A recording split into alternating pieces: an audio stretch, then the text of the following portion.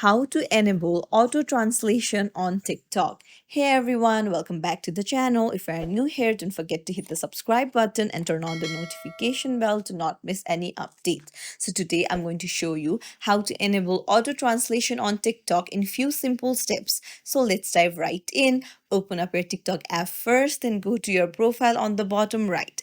Now tap on the three horizontal lines on the top right and then tap on settings and privacy.